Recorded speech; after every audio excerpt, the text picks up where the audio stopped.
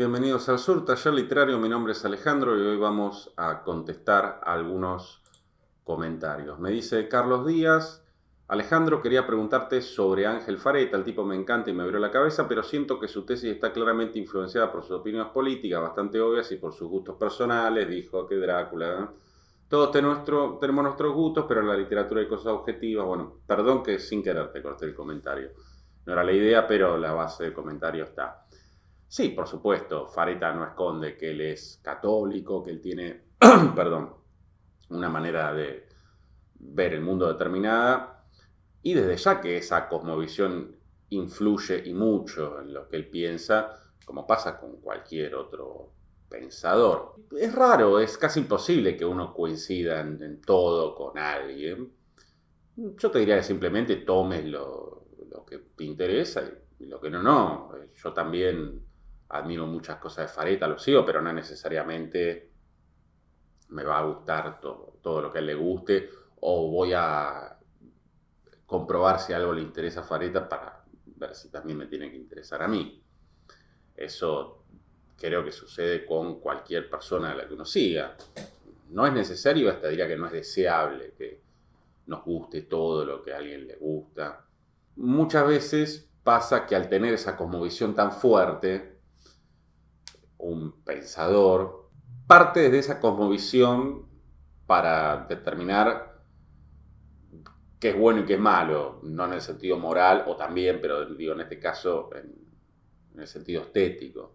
Pero bueno, a alguien le puede gustar un tipo de cine que no va con los cánones de Fareta y no por eso tiene que despreciar otras cosas de Fareta. Fareta tiene una gran admiración por Titanic. A mí, por más que él me explique que simboliza esto o lo otro, a mí Titanic no me interesa.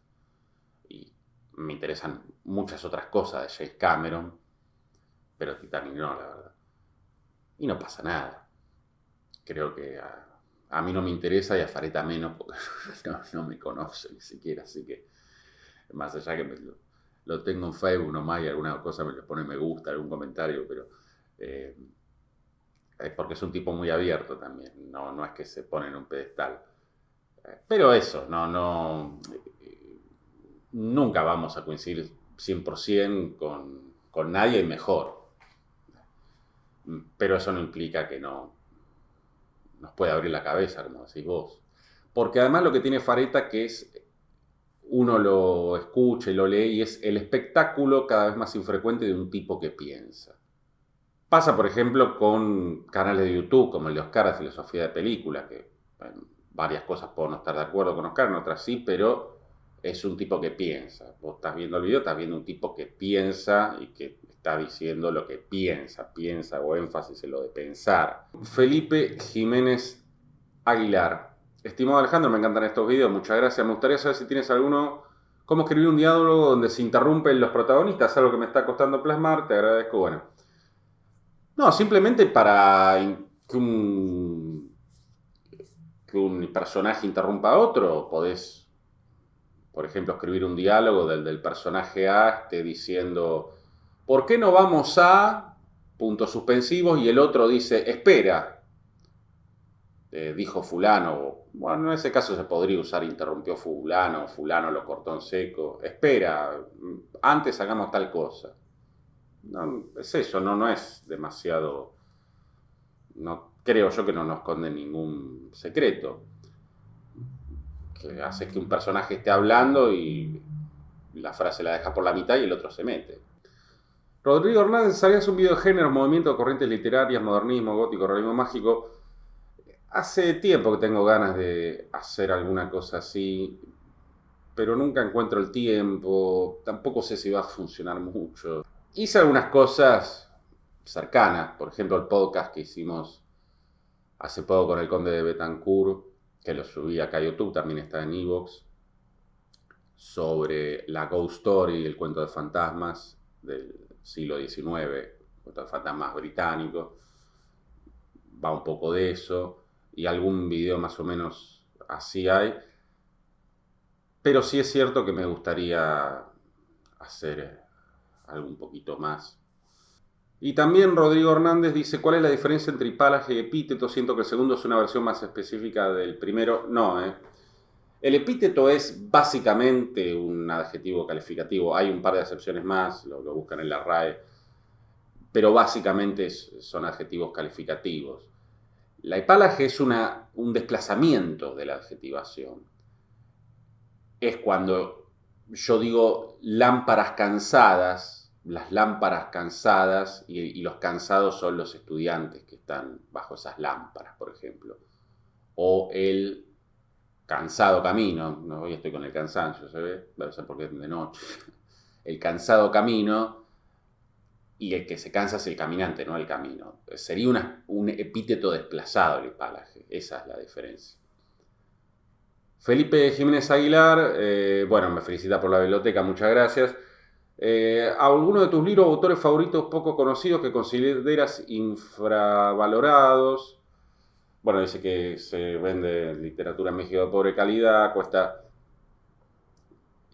Yo nombraría a uno, se podría nombrar a varios, pero Carlos Chernov, autor argentino, hace poco publicó una novela, creo, no, miento, creo que una antología de cuentos. Extraordinario cuentista, sobre todo las novelas me gustan, pero los cuentos me parecen superiores. Tiene un libro que se llama Amores Brutales, impresionante cómo escribe Chernov. Y no tiene tanta difusión como merece, si bien ha ganado premios, ha sido reconocido, no aparecen esas notas que se suelen hacer para fogonear escritores. Chernov merece más difusión de la que tiene, por nombrar un contemporáneo, alguien que todavía por suerte está entre nosotros, vivito y coleando. Se podría nombrar más, nombro alguno. Fede Petit dice, ¿es correcto dejar un interlineado entre párrafo y párrafo? Si te lo piden en un concurso o algo así, por supuesto lo dejás. Yo no recomiendo hacerlo. Interlineado te refieres a un espacio. Yo no recomiendo hacerlo porque además en literatura hay algo que se llama espacio activo. Yo no lo traté nunca. Marcelo Di Marco tiene algún video sobre eso. Que es cuando nosotros, por ejemplo, cambiamos el punto de vista del personaje en una novela, o cambiamos de tiempo, o hay algún tipo de elipsis o de situación que lo requiera, ya haré algún video comentando eso, dejamos un espacio, lo habrán visto mil veces, a veces, ahora no se usa tanto, pero antes usaba hacer como 3 asteriscos, cosa un poco fea en el medio de los espacios innecesario. Y cuando uno deja interlineado entre párrafo y párrafo se nota menos ese espacio activo, ese uso de los espacios activos. Además no es así como van a quedar los libros publicados. Pero si vos te sentís más cómodo escribiendo así, escribí así. Esto es cuestión de cada uno. Si uno se siente cómodo escribiendo una maceta en la cabeza, desnudo a las 3 de la mañana, untado en miel, bueno, si no te divorciás de tu mujer o no te metes en un manicomio a tus hijos, está bien. Pero fuera de broma, cada uno se siente cómodo como se siente cómodo. Y después, yo no lo mandaría así a un concurso, por ejemplo, salvo que se especifique que debe mandarse así. Igual los concursos suelen ser estrictos con esta cuestión del formato. Pero no es ni correcto ni incorrecto.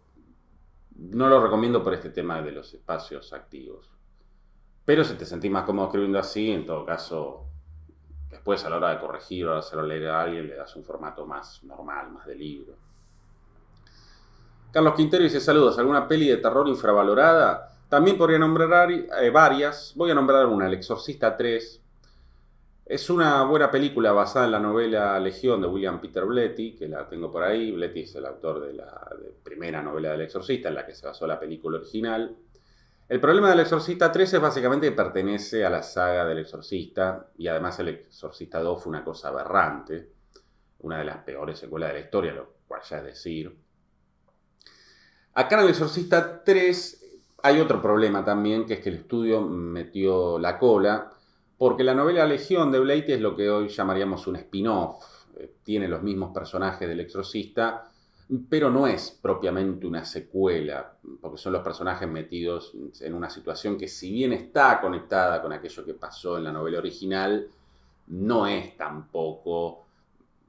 Bueno, tendría que empezar a hablar del argumento para explicar esto. no tiene sentido extenderme tanto, pero es algo un poco más, no hay un exorcismo, por ejemplo, que ese era el gran problema que tenía el estudio con la novela, que no había un exorcismo. Entonces le dijeron a Blatty, que no sé si lo dije, pero dirigió él mismo la película, El Exorcista 3, además de ser el autor de la novela, lo obligaron a Blatty a meter un exorcismo con calzador, y es la escena que menos encaja de la película, precisamente porque está metida con calzador. Pero más allá de eso, me parece una muy buena película de terror que está perjudicada por pertenecer a la saga El Exorcista. No se puede comparar con la primera. Así como Psicosis 2, por ejemplo, ahí podríamos tener otra infravalorada. No es una mala secuela para nada, es muy digna, más digna de lo que uno podría haber pensado en ese momento, en aquel momento. Pero claro, tampoco se puede comparar con la primera. Tienen la enorme sombra de sus predecesoras, esas dos secuelas. O bueno, sí, bueno, la tercera secuela, o la tercera de la saga en el caso del Exorcista, la segunda en el caso de Psicosis. Psicosis 2 es una buena película. No es una obra maestra, no le va a cambiar la vida. Uno la tiene que ver olvidándose de la primera. Pero hace algo bastante digno, teniendo en cuenta esa brutalidad en todo sentido que tenía adelante, perdón, que es la Psicosis, la primera. Y así que yo diría Psicosis 2, hasta cierto punto, una secuela digna, y El Exorcista 3, una muy buena secuela que en realidad debió haber sido un spin-off, lo que pasa que por obvios motivos el estudio Warner, si mal no recuerdo, le quería poner el nombre El Exorcista para que vendiera. La novela original se llama Legión, hubiese sido interesante si hubiese llamado Legión, un spin-off del Exorcista, concepto que no se usaba mucho en esa época, creo. Ya el público se hubiese dispuesto de otra manera. Esto de la disposición del público es muy importante. Incluso hay una teoría literaria, la teoría de la recepción, que habla de eso, de cómo recibe el lector los textos. No es lo mismo que te vendan algo de una manera o que te lo vendan de otra. Carlos Díaz, ¿es correcto decir que el cine es arte hermano de la literatura o son cosas que se tienen que analizar por separado? En realidad, que sea hermano no implicaría que se tuvieran que analizar juntos. Se lo puede considerar hermanos en el sentido de que son quizá los dos grandes artes narrativos. En literatura, bueno, podemos incluir el cómic, qué sé yo, que es una especie de híbrido, porque tiene lo visual, pero también está escrito. Pero el análisis difiere, si bien comparten procedimientos. Hablábamos de la elipsis recién, ¿hablamos de la elipsis recién? ¿Hablé de la elipsis o lo soñé? Sí, hablé de la elipsis cuando hablé del espacio activo. Hablábamos de la elipsis. En cine también se utiliza la elipsis y así con un montón de instrumentos. Se pueden hacer cuando es pertinente analogías, comparaciones y se comparten muchos recursos porque son dos artes narrativos. Pero en el cine prima lo visual. Cuando alguien dice que una película es muy literaria, a veces se dice directamente con un tono despectivo, con una intención despectiva. Otras veces se dice como una especie de elogio torpe, porque si una película es muy literaria, es como cuando un libro es muy cinematográfico. No digo que tenga que ser malo, pero uno ya se precave ante ese tipo de sentencias. Se deberían analizar por separado, pero se pueden hacer análisis específicos, pero son análisis comparativos y que muy probablemente hablen tanto de las similitudes como de las diferencias. Pero el cine trabaja con la imagen, por supuesto también con la palabra, con el sonido, con la música, pero principalmente es un arte visual. Recordemos que el cine fue mudo por mucho tiempo y tenía esos pequeños cartelitos para que hablara el narrador, que introducir los diálogos de los personajes, pero se trataba de limitarlos los más posibles. Entonces, el cine es un arte preponderantemente visual. Y la literatura se maneja con palabras, si bien esas palabras también crean imágenes en nuestra cabeza, y acá siempre hacemos un énfasis en no ser demasiado abstracto, en hacer que el lector viva la historia, pero lo hacen de manera diferente. De hecho, te recomiendo, si te interesa, el video que hice sobre El Resplandor, sobre una escena en la que Stephen King cuenta cómo Danny, el chico este de esta familia un poquito disfuncional, pasaba con el triciclo por donde había una manguera y se imaginaba que la manguera era una serpiente que lo iba a morder. Eso Kubrick no lo adaptó en su película. Estuvo muy bien en no hacerlo, porque era algo que se podía hacer en literatura nada más. Esa escena podía funcionar en literatura, muy metidos en el punto de vista del chico y en su monólogo interior, en el monólogo de su conciencia. En cine iba a quedar ridículo. Kubrick tampoco adaptó, por ejemplo, ciertas cosas que pasa con los arbustos en la película de King, porque no estaban los medios, no había CGI en esa época. Pero aquí creo que Kubrick, incluso, aunque hubiese contado con CGI, no lo hubiese adaptado, porque se dio cuenta que no iba a funcionar. King sí lo quiso adaptar en una miniserie que creo que Mike Garris dirigió, pero que King estuvo ahí metido como diciéndole quiero esto, esto, lo otro, porque se había quedado con mucha bronca, con mucha rabia, porque Kubrick había hecho lo que había querido con El Resplandor. De hecho, las gemelas son idea de Kubrick y es una de las cosas que más se recuerda de la película. En eso, si bien yo tengo algunos otros reparos con la película de Kubrick, eso de las gemelas está excelente y visualmente tiene unas ideas fascinantes. Y King adaptó lo de la manguera encima con un CGI de PlayStation 1 que es de vergüenza ajena. Es raro porque King es un tipo que vio mucho cine y que no se dé cuenta de que hay cosas que en la pantalla no funcionan, pero también tiene ese espíritu clase B que lo traiciona y se manda esas guarradas, dirían en España. En fin, sí, de algún modo se puede decir que son hermanos, son artes narrativos, pero no se deben analizar un libro, se debe analizar como libro y una película como película. Después se pueden hacer comparaciones, todo lo que uno quiera, y por supuesto que comparten algunos recursos, pero cada cual los ejecuta a su manera. Bueno, esto fue otro programa de Respondiendo Comentarios, espero que les haya gustado. Si llegaron hasta acá y no están suscritos al canal, suscríbanse, que es gratis, no les cuesta nada. Si quieren compartan, pongan like, pongan dislike, comenten. Si quieren comentar acá para que yo conteste en alguna otra emisión de estos Respondiendo Comentarios, háganlo con toda libertad. Esto es Cesur, Taller Literario. Gracias por estar ahí. Nos vemos la próxima.